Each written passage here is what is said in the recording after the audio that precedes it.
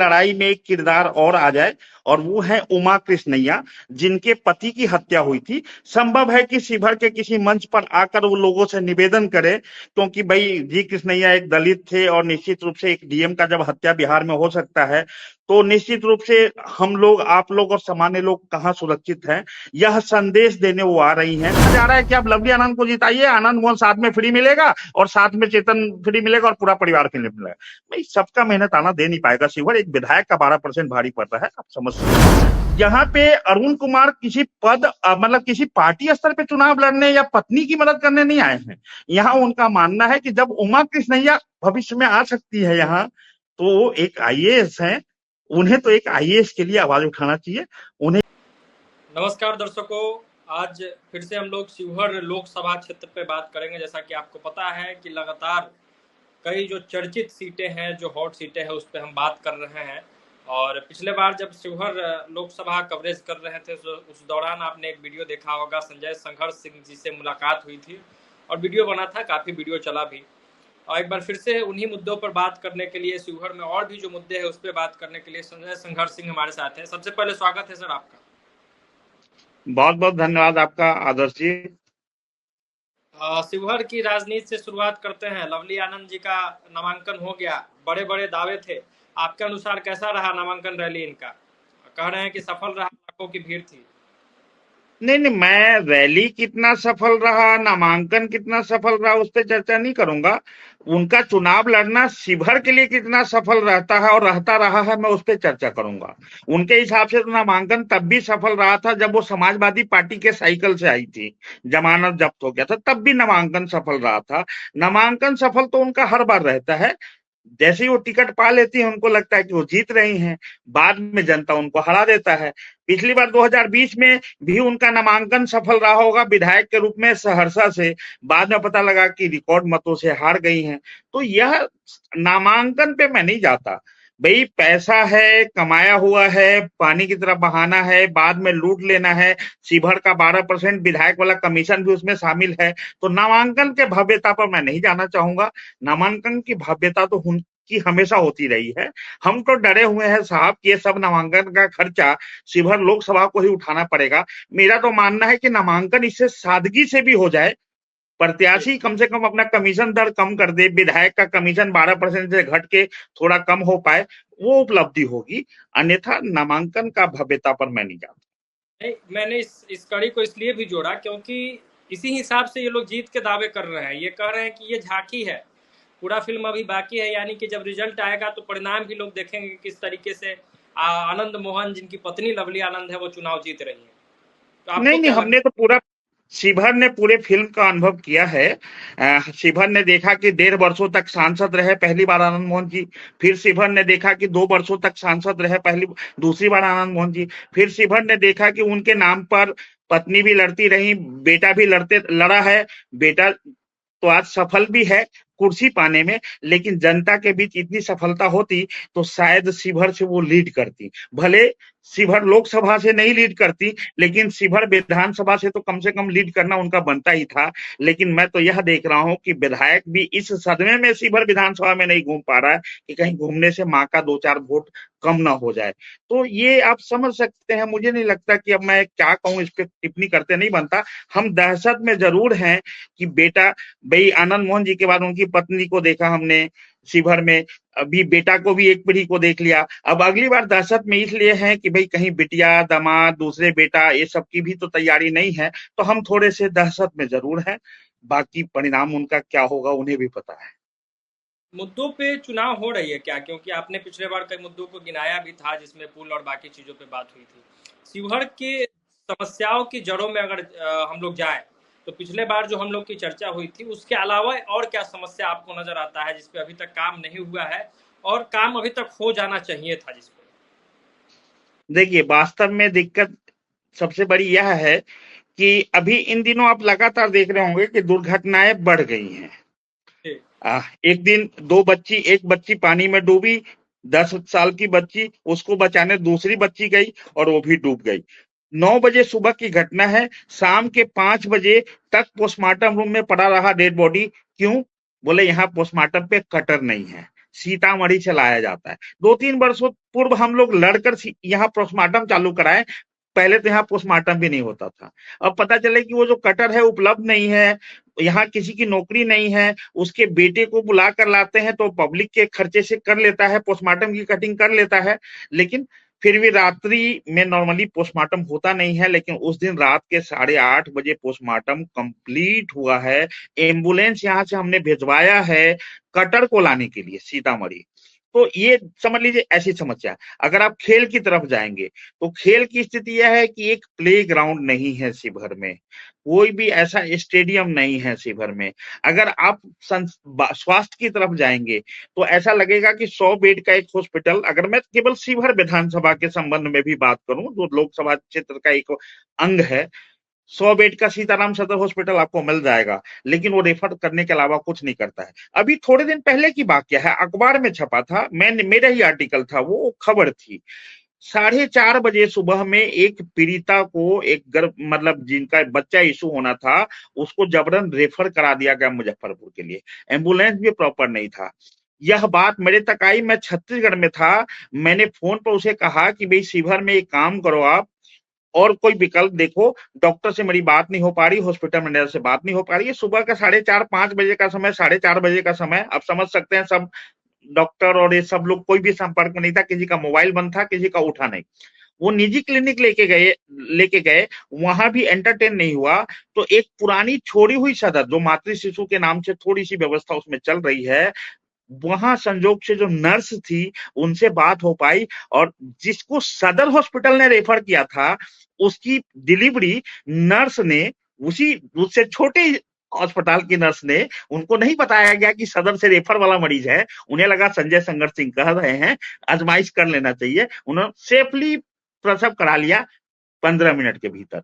तो यह जो व्यवस्था है, माफ कीजिएगा थोड़ी सी लाइट की दिक्कत आई है, मैं थोड़ा बाहर निकल जाता हूँ, इसी बहाने चलते भी होगा क्योंकि जनरेटर चालू होने में थोड़ा सा वक्त लग सकता है। तो आप समझ सकते हैं कि ये जो व्यवस्था है, इस व्यवस्था के संबंध में अगर हम लोग बात करें तो ऐसा कुछ भी नहीं हुआ है। लेकिन राजनीतिक तौर पे तो आप कह ही सकते हैं, जिस तरीके के प्रयोग हो रहे हैं, कभी किसी को कहा जा रहा है, कभी किसी को धमकाया जा रहा है, कभी किसी से कहा जा रहा है कि हम वोट मांगने ही नहीं जाएंगे, तो ये सब चल रहा है। लेकिन ये सब राजनीतिक तैयारी है, विकास में इसका कोई योगदान हो भी नहीं सकता है इन सब बातों। एक पॉइंट जो है उस पर लगातार शिवहर में चर्चा हो रही है कि ये लड़ाई सिर्फ लवली आनंद बनाम रितु जायसवाल की नहीं है, ये लड़ाई आनंद मोहन बनाम रितु जायसवाल की पति की भी है। तो अगर मान के चलिए, चूंकि इस बात से इनकार नहीं किया जा सकता है कि पतियों की भूमिका, पिताओं की भूमिका रहती है जब महिला चुनाव लड़ती है, कहीं से भी, पूरे देश भर में ये इतिहास है। तो ऐसी स्थिति में मान के चलिए कि अगर ये लड़ाई इन दोनों में है तो क्या अंतर होगा, क्या फायदा मिलेगा शिवहर को अगर लवली आनंद जीते? देखिए, पहली बात तो यह है कि संभव है कि इस लड़ाई में एक किरदार और आ जाए और वो है उमा कृष्णैया, जिनके पति की हत्या हुई थी। संभव है कि शिवहर के किसी मंच पर आकर वो लोगों से निवेदन करे, क्योंकि भाई जी कृष्णैया एक दलित थे और निश्चित रूप से एक डीएम का जब हत्या बिहार में हो सकता है तो निश्चित रूप से हम लोग, आप लोग और सामान्य लोग कहाँ सुरक्षित हैं, यह संदेश देने वो आ रही हैं। और कैसे एक सरकार चाहती है तो नियमों में बदलाव करके किसी को न्याय लाभ दे सकती है, बल्कि वो उसको अन्याय लाभ कहती हैं। शिवहर आ रही है जी, आवाज आप शायद अगर दुरुस्त नहीं हो तो मैं पुनः दोहरा दूं कि इस चुनाव में एक किरदार और शामिल हो रही है, वो है उमा कृष्णैया, जो कृष्णैया जी की पत्नी है, जिनके दलित व्यवस्था से हैं और डीएम थे और जिनके पति की हत्या हुई थी और इसमें सजा वजा काट कर आए हैं लोग, तो वो भी एक किरदार शामिल होने वाली है। अब रही बात परिवार का, तो आनंद मोहन जी के परिवार के सभी लोगों से पूरा शिवहर परिचित हो गया है। रितु जायसवाल के भी 2 बच्चे हैं, एक बहुत एस्टेब्लिश्ड राइटर है और दोनों बच्चे शिक्षित है, एक बेटा है एक बेटी है। शायद उन्हें नहीं लगता कि अपनी मां के लिए आकर वोट मांगना है। तो आप समझ सकते हैं कि परिवार किधर लड़ रहा है और किधर नहीं लड़ रहा है। अब आप बात करेंगे एलाइड पूर्व कमिश्नर आईएएस अरुण कुमार का, तो उन्हें लगता है कि भाई एक आईएएस की हत्या हुई, सजा हुई, फांसी की सजा हुई, वो आजीवन में बदला, जिनका आजीवन था वो साक्ष्यों के अभाव में रिहा हुए, अगर वो चुनाव लड़ने यहाँ आए हैं तो कहीं ना कहीं एक देखिए, आज तो शिक्षक लोगों का भी एक यूनियन बन जाता है। एक शिक्षक का दूसरे शिक्षक के प्रति सहानुभूति उत्पन्न हो जाती है। तो आईएएस आप समझ सकते हैं कि यूपीएससी की तैयारी और ये सब कितना कैसा मायने रखता है। तो आप समझ सकते हैं कि इसमें एक जो लड़ाई है अरुण जी की, क्योंकि मैंने शायद ही अरुण कुमार को कभी हरा गमछा डालकर आरजेडी के बैनर तले घूमते देखा है।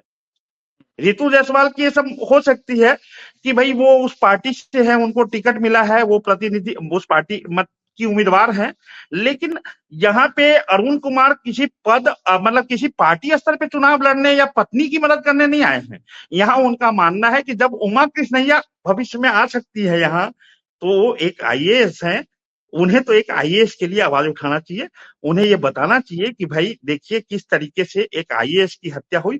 और उससे भी ज्यादा गंभीर अपराध हुआ कि नीतीश कुमार ने नियमों में बदलाव करके कि भाई अब रिक्शा वाला मरेगा तब भी बात बराबर है और डीएम मरेगा तब भी बात बराबर है। तो बताइए कहीं अगर सड़क जाम होगा, कहीं कोई व्यवस्था लॉ एंड ऑर्डर की होगी, कैसे कोई डीएम जाने का हिम्मत करेगा? क्योंकि उसे पता है उसके मर जाने के बाद कानून यह था कि मर्सी नहीं होगी उसके हत्यारे की, लेकिन अब कानून बदल गया है। तो भैया वो जाम छुटाना हो या लॉ एंड ऑर्डर का मैटर हो, डीएम तो फिर ऑफिस से डील करेगा, उसे डर रहेगा सड़क पर उतरने में। और फिर क्या होगा, अक्सर पुलिस जब कोई पदाधिकारी नहीं रहे एडमिनिस्ट्रेशन का तो अन्याय करती है, तो वो अन्याय का सामना भी तो हम ही आपको करना पड़ेगा। तो अरुण जी की लड़ाई दूसरी है, वो पत्नी के सहयोग में नहीं है, बाकी लोग माँ और पत्नी के सहयोग में है। ये तो समझ गए कि उनकी अपनी लड़ाई है, लेकिन क्या फायदा क्या होगा? मान के चलिए कि रितु जायसवाल चुनाव जीतती है, उनको मौका मिलता है शिवहर, तो अरुण जी के होने का फायदा शिवहर को क्या मिल सकता है? अभी मैं हालांकि इस बात पे थोड़ा सा मैं वो करूंगा कि हम रितु जायसवाल को चुन रहे हैं, अरुण जी को नहीं चुन रहे। लेकिन जैसे एक उधर से स्कीम आया था, आनंद मोहन जी ने कहा था कि आप लवली आनंद को जिताइए तो साथ में एक पूर्व सांसद मिलेगा आनंद मोहन और एक विधायक मिलेगा चेतन आनंद, तो वो एक के साथ दो वाला स्कीम चल रहा है। मैं हालांकि उससे सहमत नहीं हूं। भाई कोई आज मजदूर खेत में काम करता है तब मजदूरी मांग लेता है या नहीं तो चोरी करता है, दोनों में से एक ही काम होता है। तो तीन लोगों का तो हम लोग दे नहीं पाएंगे मेहनताना अगर रिजल्ट आती है तो। लेकिन मेरा ये मानना है कि निश्चित रूप से जैसे मैं अभी चुनाव के दिनों में अरुण जी और मैं अक्सर साथ मिल पाते हैं, मैं देखता हूं कि कैसे एक व्यक्ति का अनुभव है कि भाई आग लगी है, अंदर गैस सिलेंडर है तो उसमें फोम केमिकल की जरूरत होगी, पानी से नहीं बुझाया जा सकता। तो कैसे वो अग्निशमन पदाधिकारी को कहता है कि भाई फोम केमिकल वाली गाड़ी भेजिए, ये पानी वाली गाड़ी से पानी से आप मतलब इसकी आग नहीं बुझा सकते। कैसे मैं देखा कि एक रोड एक्सीडेंट में वो टेक्निकल बात कर रहे हैं कि भाई देखिए गाड़ी पकड़ में आ गई है, इंश्योरेंस है तो इंश्योरेंस क्लेम मिलेगा, और इंश्योरेंस नहीं होता तो ऑनर की लायबिलिटीज बनती। तो एक आईएएस भाई एक आईएएस कम से कम जो होता है जिला चलाता है, तो जो जिला चलाता है और ये तो कमिश्नर रहे हैं और सीबीसी में रहे हैं, सतर्कता आयोग में रहे, तो निश्चित रूप से इसके अनुभव का बेनिफिट तो मिलना ही है शिवहर को, तो यह तो कहा जा सकता है। लेकिन फिर भी हम लोग उस स्कीम से सहमत नहीं है जिसमें कहा जा रहा है कि आप लवली आनंद को जिताइए, आनंद मोहन साथ में फ्री मिलेगा और साथ में चेतन फ्री मिलेगा और पूरा परिवार फ्री मिलेगा। भाई सबका मेहनत आना दे नहीं पाएगा शिवहर, एक विधायक का 12% भारी पड़ रहा है, आप समझ सकते हैं। अंत में सहरसा बनाम शिवहर की लड़ाई कहाँ तक पहुंची है? शिवहर को पा रहे हैं आप इस लड़ाई में? देखिए बात ये नहीं है, लोकतंत्र में सबको अधिकार है, कोई पूरे देश में कहीं भी जाकर चुनाव लड़ सकता है। ये लड़ाई केवल बाहरी बनाम भीतरी का नहीं है, लड़ाई कुर्सी के उस भूख का है जहां संतुष्टि नहीं है।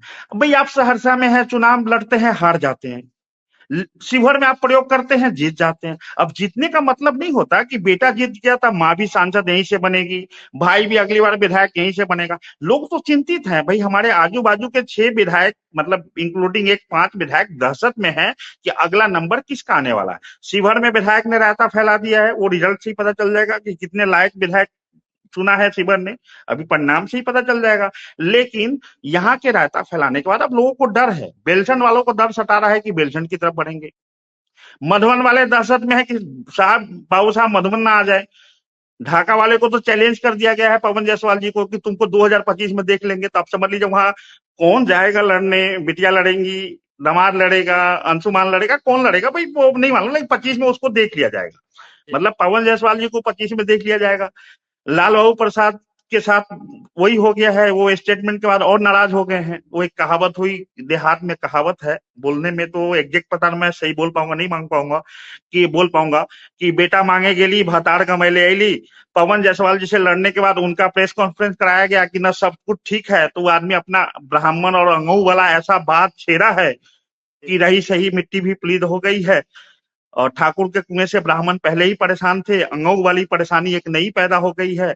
मुझे तो लगता है कि आला कमान की तरफ से उनको संदेश आ गया होगा कि भाई आनंद मोहन जी को स्टेटमेंट नहीं देना चाहिए, पार्टी के मीटिंग में नहीं जाना चाहिए, मंच नहीं संभालना चाहिए, मीडिया नहीं संभालना चाहिए, क्योंकि मुझे समझ में नहीं आता है लोग वोट बढ़ा रहे हैं कि घटा रहे हैं। मैं पहले भी इस बात को कह चुका हूँ। तो ठीक है, ये फिर से हम लोग की बातचीत हुई है शिवहर के मुद्दों पर, फिर हम लोग कनेक्ट होते रहेंगे। संजय संघर्ष सिंह को आप लोग सुन रहे थे, जिन्होंने बड़े बेबाकी से शिवहर के मुद्दों पर एक जगह आदर्श जी मैं एक बात और मेंशन करना चाहूंगा, अभी कई लोगों ने मेरे से सवाल भी किया कि भाई पहला काम क्या करेगी रितु जायसवाल सांसद बनने के बाद। कुछ लोगों ने कहा कि आपका पुल बनने वाला है, पहले क्या। मैं कहा देखिए वो तो एक सरकार का विषय है, मांग का विषय है, लड़ाई का विषय है। और मैं आपको कहता हूं कि एक और सांसद बिहार में सत्ता पक्ष से मेरे मित्र जा रहे हैं, तो 2 लोग कम से कम मुझे लगता है कि इस बार सदन में होंगे जो मेरी दाढ़ी की चिंता कर पाएंगे। लेकिन पहला काम जो मैंने कहा है, जिसमें ना पार्टी की इजाजत की जरूरत है, ना सरकार की इजाजत की जरूरत है, वह काम है कि रितु जायसवाल जी के पास अपना फ्लैट दिल्ली में है। जैसे ही उनको सरकारी फ्लैट आवंटित होगा वो अपने फ्लैट में रहने चल देंगी, और उसी दिन त्वरित हमें वहां एक बोर्ड लगाना है उस सरकारी आवास पे कि भाई शिवहर के लोगों आओ, रहो, खाओ, इलाज कराओ और दुरुस्त होकर शिवहर लौट जाओ। सबसे बड़ी समस्या होती है गंभीर बीमारियों में अनुदान मिलना रहता है, उसमें कहीं नहीं लिखा है कि सत्ता पक्ष का सांसद लेटर देगा तभी अनुदान मिलेगा। उसमें केवल इतना है कि सांसद अनुमोदित करेगा तो अनुदान मिलेगा। एम्स में इलाज की प्राथमिकता के लिए लेटर के लिए भटकते रहे हैं लोग। कई बार हम ही लोग रमा देवी जी के पीए को कह के, इसको कह के, उसको कह के, दूसरे सांसद को कह के दिलवाते रहे। तो यह सब जो स्थिति है, इसके लिए वहां ऑपरेटर बैठा दिया जाएगा, एक बोर्ड लगा दिया जाएगा, आओ, रहो, खाओ, इलाज कराओ और घर जाओ।